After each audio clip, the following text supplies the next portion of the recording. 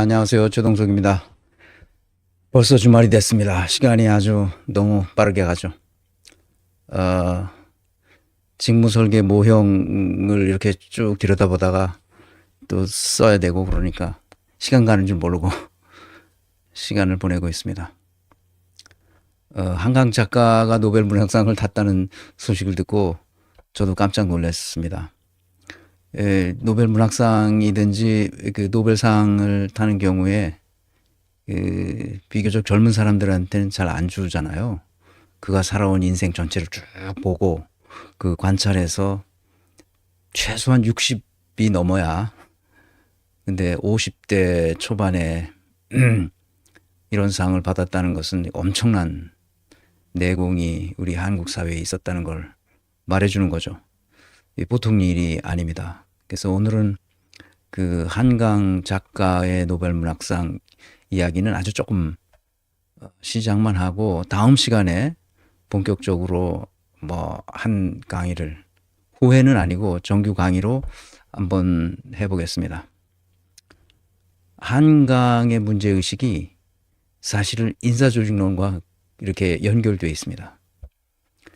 아시다시피 소설은 항상 사람을 다루잖아요. 저는 사람을 평가하는 사람이잖아요.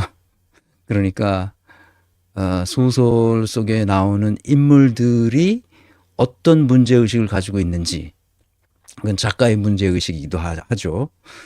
그래서 제가 그 전기 문학을 좋아한다 그러잖아요. 그 평전 문학, 자서전 문학 뭐 이렇게 말하는데 그러니까 자서전이든 평전이든 이렇게 쭉 읽다 보면 이 사람이 뭘 했구나. 어떻게 해서 이렇게 인류 문명사에서 그 민홍지 한 장이라도 얹었구나 하는 것을 알 수 있죠. 그런 사람들은 어떤 역량을 어떤 식으로 발휘하는지를 분석하면서 저 혼자 즐거워하고 그랬습니다. 그 한강의 작품은 그 소년이 온다, 채식주의자 이 두 권밖에 읽지 못했습니다. 많은 게 있는데 제가 너무 읽기가 어려워요. 이 한강의 작품은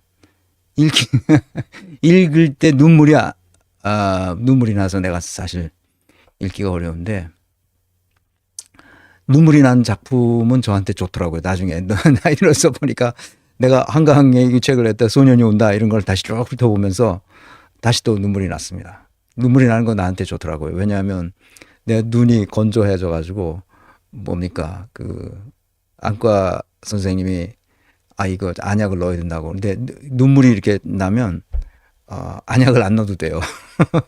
그 좋은 점은 있어요. 어쨌든 오늘도 1시간 내로 주파하겠습니다. 빠른 시간 해야 되는데 1시간 내로 주파하겠습니다. 건강한 민주주의는 탄핵으로 시작됩니다. 시작하겠습니다. 한강 작가가 노벨 문학상을 수상한 것은 정말 뭐라고 표현할 수 없는 기쁨이죠.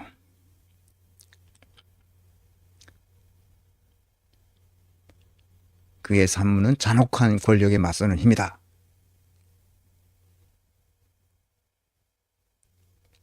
잔혹한 권력에 맞서는 힘.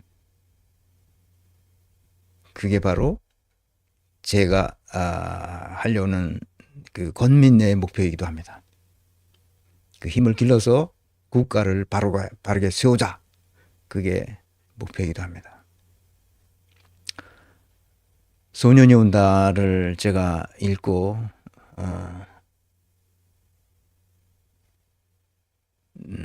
다시 눈물이 났다고 했는데 읽어보겠습니다. 눈 덮인 무덤들 속에서 마침내 그의 것을 찾아냈다. 중학생 소년이 죽었습니다. 그래서 이 망월동 묘지에 그냥 묻혀 있는 거죠.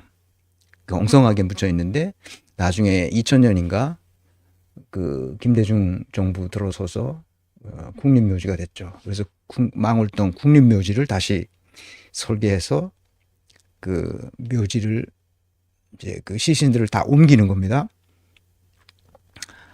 그래서 광주 그 망월동 국립 5.18 민주묘지 이렇게 공식 이름을 붙여서 제가 거기 한번 가봤는데 글로 옮긴 겁니다.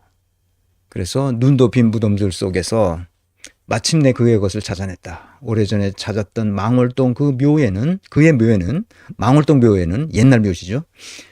사진 없이 이름과 생물 연도만 있었는데 이제는 학생 기록부에 있던 것을 확대한 흑백 사진이 묘비에 붙어 있었다. 그의 오른편과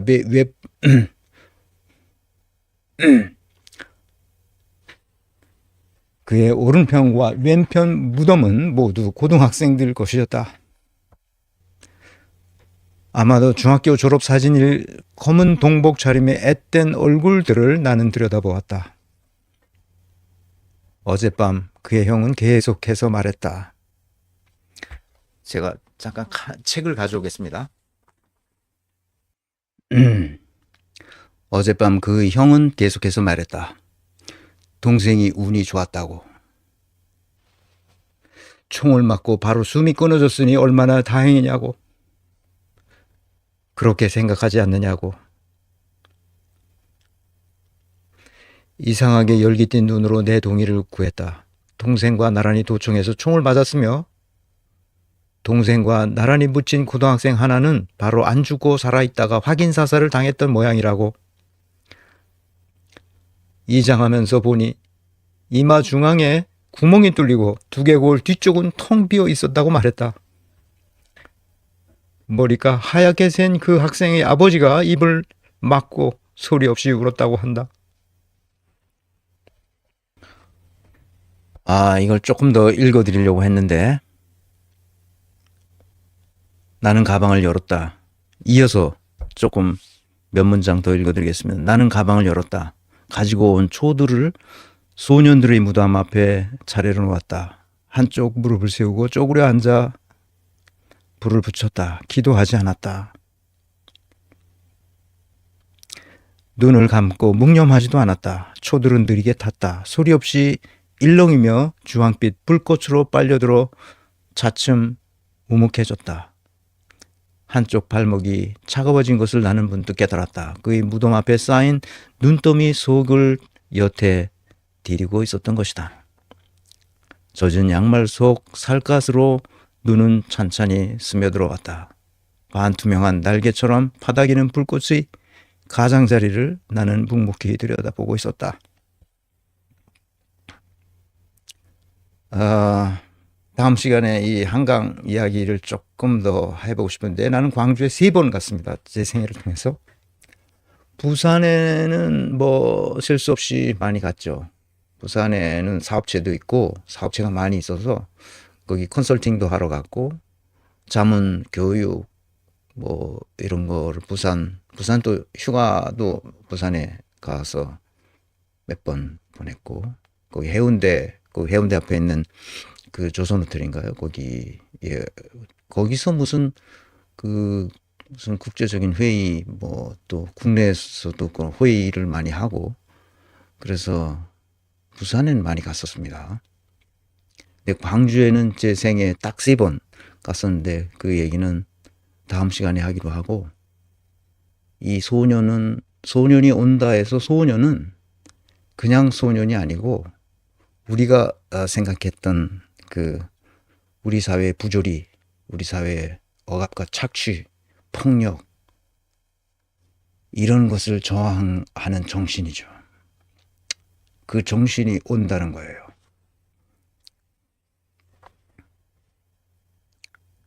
이 소설의 내가 생각하는 핵심은 소년이 온다는 거예요. 근데 그 소년은 누구도 막을 수 없다는 거죠. 억압과 착취에 저항하는 이 민중들의 노도와 같은 물결이 아무도 막을 수 없다는 거죠. 누구도 막을 수 없다는 거예요. 나는 그렇게 생각한다는 겁니다. 나는 그렇게. 이 소년을 우리가 막고 싶어서 그렇게 애쓰는 사람들이 있죠. 그래서 때로는 막힐 수도 있지만 결코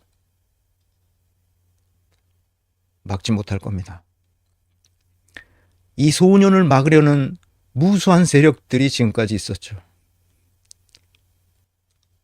노벨상 작가상의 책이 유해도서라고 임태희라는 경기도 교육감이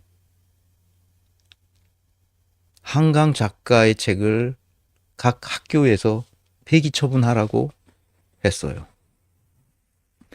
임태희는 누구냐? 이명박 때 비서실장도 하고 무슨 장관도 하고 그랬던 놈이에요. 경기도 교육감입니다. 현재. 그 소년을 막기 위해서 엄청난 노력했던 세력들이 있습니다. 이런 놈들이에요. 국힘당 애들이죠. 아마 국힘당에서 임태희가 그 장관도 했을 뿐만 아니라 뭐죠? 그 국회의원도 하고 그랬을 겁니다. 이런 작자들이 지금 학생들을 가르치고 있는 거죠. 학생들 가르치는 것을 총괄 지휘하고 있습니다. 이주호 똑같은 놈입니다. 현재 교육부 장관하고 있죠. 노벨문학상 한강을 블랙리스트로 올렸던 놈들이 바로 문체부 현직 제1차관입니다. 용호송이라는 놈이죠. 이게 윤 교사들이 임명을 반대했어요. 하지 말라고. 그런데도 끝까지 용호송이라는 놈을 윤석열은 임명했습니다.